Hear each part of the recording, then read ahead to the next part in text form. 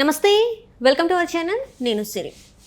నిన్న చూసినట్టయితే ఆరా మస్తాన్ గారి సర్వే రిపోర్ట్స్ అన్నీ కూడా వైసీపీకి అనుకూలంగా ఉన్నట్టు వచ్చాయి. అయితే ఇక్కడ ఏంటంటే ఒక వార్త హల్చల్ అవుతుంది. ఏంటంటే అది ఆరా మస్తాన్తోని వైసీపీ నేతలు 3 రోజుల క్రితమే భేటీ అయ్యారు అని చెప్పేసి మరి వార్తలు వస్తున్నాయి. ఇందులో ఎంతవరకు వాస్తవం ఉంది ఏంటి అనేది మనకు వివరించడానికి మనతో పాటు ఉన్నారు ప్రముఖ సీనియర్ జర్నలిస్ట్ జగదేవ్ గారు.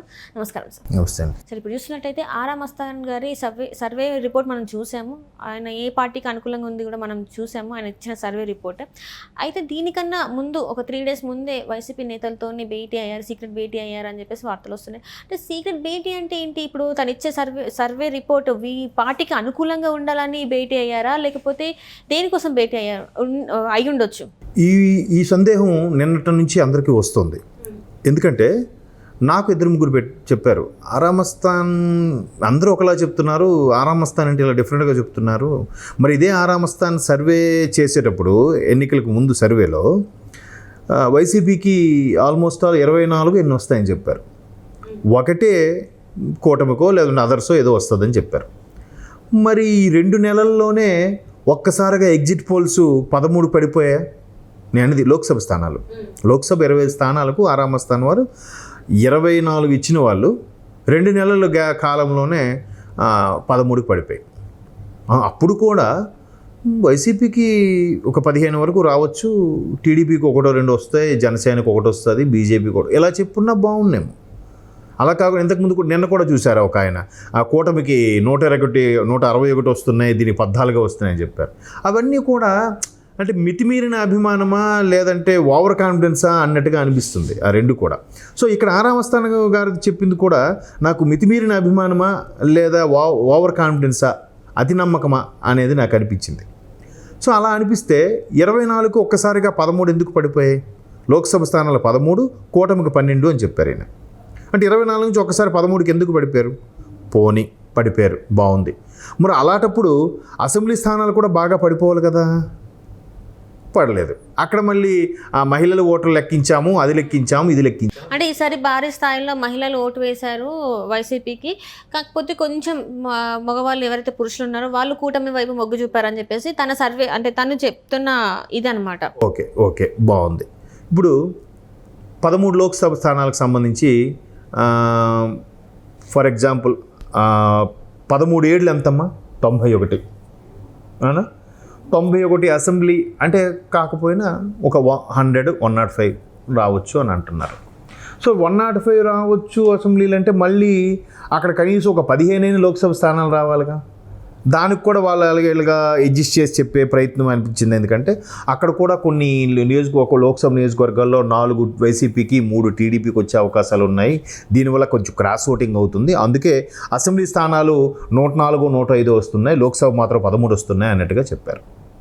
సో ఇప్పుడు దీన్ని ఎలా చూసుకోవాలి అంటే ఇది ఖచ్చితంగా వైసీపీకి ఫేవర్గా ఉండేలాగా అనిపిస్తుంది అన్నాను. ఎందుకంటే 24 లోక్సభ స్థానాలు వైసీపీకే వస్తాయి అని చెప్పిన వాళ్ళు ఒక్కసారిగా 13కి ఎందుకు పడిపోయారు? 20 చెప్పొచ్చుగా. 20 లోక్సభ స్థానాలు వైసీపీకి 5 కూటమికి వస్తాయని చెప్పొచ్చుగా. 13కి ఎందుకు పడిపోయారు? మరి అలాంటప్పుడు ఇవి కూడా 130 ఎన్నో రావచ్చుగా. ఎంత క్రాస్ ఓటింగ్ అయినా కానీ కూటమి సింపుల్ అమ్మా, కూటమి ఒకవైపు, వైసీపీ ఒకవైపు, అంతేనా? కూటమికి ఒక్కొక్కడికి 2% వేసుకున్న పెరిగిన 2% వీళ్ళు ఎక్కువగా ఉంటుంది కదా. వైసీపీకి ఎంత పర్సెంటేజ్ ఉంటుంది? వైసీపీకి ఎలాగో ఆ 40 ఉంది, బట్ వీటిది పెరిగింది. ఈ పెరగడం వల్ల ఓటింగ్ పర్సంటేజ్ కూడా పెరగడం వల్ల కూటమికే ఇందాకలు కూడా అదే చెప్పాను మీకు కాసేపటి క్రితం కూడా, ఒక్క మెట్టు ఎక్కువ ఉంది, భారీగా వచ్చేస్తుందని కూడా అనట్లేదు. అంటే ఓవరాల్గా టఫ్ ఫైట్ జరుగుతుంది అంటారు మీరు? ఈ ప్రతి సర్వేలు, ప్రతి ఎగ్జిట్ పోల్స్ కూడా ఎలా బేరీజ్ వేసి చెప్పాయి అంటే అన్నీ కూడా 90 వరకు అయితే కూటమికి గ్యారంటీ, వాళ్ళకి 30-40 గ్యారంటీ. అంటే 90-30-40 వేసుకుంటే 130. ఇంకెన్ని ఉన్నాయి? ఈ 45. ఈ 45లో కనీసం 30 నుంచి 35 చాలా టఫ్ ఉండబోతున్నాయని చెప్పారు. అది అక్కడ కూడా వచ్చేది ఒకవేళ ఏ పార్టీకి వచ్చినా కూడా 2000 ఓట్ల మెజారిటీతో పైకి 15 గతసారి 2019లో కూడా 1500 నుంచి 3000 ఓట్ల మధ్యలోనే 60 అసెంబ్లీ నియోజకవర్గాలు టీడీపీ ఓడిపోయింది. 2019లో ఎక్కువగా తేడా లేదు కదా. అయితే ఈసారి వీళ్ళేమంటారు, రూరల్లో మహిళా ఓటింగ్ పర్సంటేజ్ పెరిగింది. రూరల్లో పెరగడం ఏంటి? ముందు నుంచి కూడా ఆ మహిళా ఓట్లను దృష్టి పెట్టుకోనే కదా మేము ఎలాగైనా వస్తాం, మాకు ఈ పథకాల వల్ల గెలుస్తాం, చదువుకున్నోడు ఎవడు వేయడు, ఉద్యోగస్తుడు ఎవడు వేయడు, పై రాష్ట్రం గెలిపినోడు ఎవడు వచ్చి వేయడు అనే కాన్ఫిడెన్స్తో కూడా ఉన్నారు.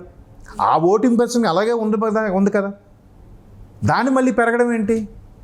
మేబీ ఎలక్షన్ కౌంటింగ్ ఏజెంట్ని దృష్టిలో పెట్టుకుని కూడా చెప్పుండొచ్చు. ఎట్లా అస్సలు గెలవము అని 2-3 ఎగ్జిట్ పోల్స్ కానీ చెప్పకపోతే, అరే ఉన్న కౌంటింగ్ ఏజెంట్లు కూడా రారేమో రేపు ఎల్లుండి జరగబోయే కౌంటింగ్కి. చాలామంది ఇప్పుడే సైలెంట్ అయిపోయి ఇంట్లో తలదాచుకొని ఒక్కసారి 4వ తేదీ సాయంత్రం బయటకు వచ్చి జంపు జలాలను అయిపోవచ్చేమో. ఉన్న వాళ్ళని కూడా కాపాడుకోకపోతే ఎలా? ఎందుకు ఈ మాట నేను అంటున్నానంటే, జగన్మోహన్ రెడ్డి గారు పోలింగ్ అయిన తర్వాత ఇచ్చిన స్టేట్మెంట్ 130 వస్తాయని స్టేట్మెంట్ ఇచ్చారు. 130 కాదు, వచ్చిందని లాస్ట్ టైం కన్నా ఈసారి ఇంకా ఎక్కువ వచ్చే ఛాన్సెస్ ఉన్నాయని చెప్పారు. లేదు, 151 అనేది సూపర్ అమ్మ, అంతకు మించి మెజార్టీ ఎవరికి రాదు. ఐపాక్ మీటింగ్ వాళ్ళతో అయితే చెప్పడం జరిగింది కదా, చెప్పారు. అదే చెప్తున్నాను, ఈసారికి అంతకన్నా 130 అయినా గ్యారంటీ గెలుచుకుంటాం అన్నట్టుగా చెప్పారు. ఇది ఎందుకు చెప్పారు? ముందు చెప్తే ఓటర్లకి, జనాలకి, పార్టీ నాయకులకి, కార్యకర్తలకి మోటివేషన్గా ఉంటుంది. అయిపోయిన తర్వాత చెప్పడం ఏంటి? దేన్ని ఆశించి ఎలా చెప్పారు? అంటే ఒక్కొక్కరుగా ఐపాక్ టీం వెళ్ళిపోతున్నారని వార్తలు వస్తున్నాయని చెప్పారా? లేదంటే పార్టీ వీడుతున్న ఒక్కొక్క కార్యకర్తలు పక్క పార్టీలోకి వెళ్ళి చేరకుండా ఉండడం కోసం చెప్పారా? లేదంటే ఈ అల్లర్లు ఎందుకు జరిగాయమ్మా? అల్లర్లు ఎందుకు జరిగాయి? మీరు గెలుస్తానని కాన్ఫిడెన్స్ ఉన్నప్పుడు అల్లర్లు ఎందుకు జరిగాయి? పోస్టల్ బ్యాలెట్ ఓటింగ్స్ కూడా చూస్తే అసలు 1,40,000 పోస్టల్ బ్యాలెట్ ఓట్లు వచ్చాయి. 6 లక్షల మంది ఉద్యోగులకి సుమారుగా 4,40,000 మంది ఎప్పుడూ లేదు క్యూ లైన్లో నిలబడి మరీ వేశారు. అంటే గతంలో చూసుకున్నట్టయితే 150,000కి మించి లేదంట. 1,00,000 కూడా కాదమ్మా, నాకు తెలిసి అంటే ఈ మ్యాక్సిమం 150,000 వచ్చి ఉండొచ్చు. ఎప్పుడు 70,000, 80,000 మించి వేసేవారు కాదమ్మా. అఫ్ కోర్స్ అప్పుడు సిస్టమ్ కూడా వేరే ఉండేది. ఎక్కడ పోస్టల్ బ్యాలెట్ వెళ్ళి వేయాలో అక్కడికే వెళ్ళి వేయాలి. ఒక ఉద్యోగికి 60 కిలోమీటర్లు 70 కిలోమీటర్లు వెళ్ళి వేయాల్సి వచ్చేది. ఇప్పుడు అలా లేదు, ప్రతి ఉద్యోగి ఎవరికి అందుబాటులో వాళ్ళు వేసుకోవాలన్నారు. తండోపతండాలుగా వెళ్ళి క్యూ లైన్లో నిలబడి ఎప్పుడూ లేనిదిగా ఎప్పుడైనా వేసారా? మరి దాంట్లో ఫేవరిజం ఎంత? నెక్స్ట్ దాన్ని కూడా వాళ్ళు ఆపాదించుకుంటున్నారు కదా, మాకే ఉద్యోగులు అందరూ మాకే వేస్తున్నారని. అదే అంటున్నాను. ఆ 4 లక్షల ఉద్యోగుల్లో ఆ ఇళ్లలో ఒక్కొక్కరికి ఇద్దరేసి వేసుకోండి. 4 లక్షల్లో 1,00,000 వాళ్ళకి వేయండి అమ్మా, పోనీ వైసీపీకి. 3,40,000 వీళ్ళకి వేయండి అమ్మా, అంటే 3.5 లక్షలు. 3.5 లక్షలు ఒక్కొక్క ఉద్యోగి ఇంట్లో 2 ఓట్లు వేయండి, ఎక్కువ వద్దు, యావరేజ్గా. అంటే 10 లక్షల ఓట్లు ఎటు పోలేదు కూటమికి. రైట్? ఇది కాకుండా పెన్షనర్స్ ఎప్పుడో, మా నాన్నగారు ఉన్నారు, రీసెంట్గా చనిపోయారు అనుకోండి, రిటైర్ అయిపోయి 20 ఏళ్ళు అయిపోయిన పెన్షనర్స్ కూడా ఉన్నారు. వాళ్ళందరి పరిస్థితి ఏంటి? వాళ్ళందరూ కూడా బాధపడ్డారు, వాళ్ళందరూ కూడా ప్రభుత్వాన్ని తిట్టుకున్నారు, మాకు గడిచిన ఇన్నేళ్ళలో ఏమీ లేదని కదా. మరి వాళ్ళందరూ ఎవరికి ఓటేసి ఉంటారు? వాళ్ళు ప్రభావితం చేసిన వాళ్ళ పిల్లలకి ఎవరు ఓటేసి ఉంటారు? మళ్ళీ వాళ్ళకు ఒక్కొక్కరికి ఇద్దరేసి లెక్కేసుకోండి. ఈ లెక్కను చూస్తే ఓన్లీ మహిళా ఓటర్ పర్సంటేజే పెరిగిందా? దానివల్ల ఇట్లా వచ్చేసిందా? అంటే ప్రతి 10 మందిలో 8 మంది ఇదే మాట అన్నారమ్మా, ఒక ఇద్దరు అలా మాట్లాడుకున్నారు అంతే. ఎట్లా? యువత, నిరుద్యోగులు, ఉద్యోగస్తులు, వాళ్ళ రిలేషన్స్, బయటికి వెళ్ళిపోయిన వాళ్ళు. పోనీ లబ్ధిదారులు ఎంతమంది అమ్మా చెప్పండి? లబ్ధిదారులు ఎంతమందికి వేశారు వీళ్ళు? అందులో కూడా కొంతమంది విసిగిపోయిన వాళ్ళకు, ఏంట్రా మనకి పెన్షన్లు ఇస్తున్నారు కదా, ప్రతిసారి డ్వాక్రా మహిళలకు మీటింగ్లు కానీ ఆ మీటింగ్లు కానీ ఈ వాలంటీర్లు రమ్మంటున్నారు, నేను ఇంక తిరగలేను బాబు అనుకున్న వాళ్ళు కూడా నేను చూపిస్తాను మీకు. మరి వీళ్ళు కాబట్టి మీరు అన్నట్టుగా ఆరామస్థానం వాళ్ళు వైసీపీలతో భేటీ అయ్యారు అంటే అయ్యిండొచ్చేమో. వాటిని ఎక్కడ మనం గొప్పగా చెప్పుకోవాలంటే తప్పదు కాబట్టి అలాగా భేటీ అయ్యి కొంతైనా ఆశాజనకంగా బతికించేలాగా, ఒకవేళ ఓడిపోయిన గౌరవప్రదమైన ఫిగర్ రావాలనే ఉద్దేశంతో చేస్తుండొచ్చు. Right sir, right. మరి చూద్దాము, June 4th రిజల్ట్ మనకు వస్తుంది కాబట్టి ఇంకొక రోజు వేచి ఉంటే మనకి June 4th మధ్యాహ్నం వరకు అయితే తెలుస్తుంది ఏ పార్టీ గెలవబోతుంది ఏంటనేది. So thank you so much sir. Thank you.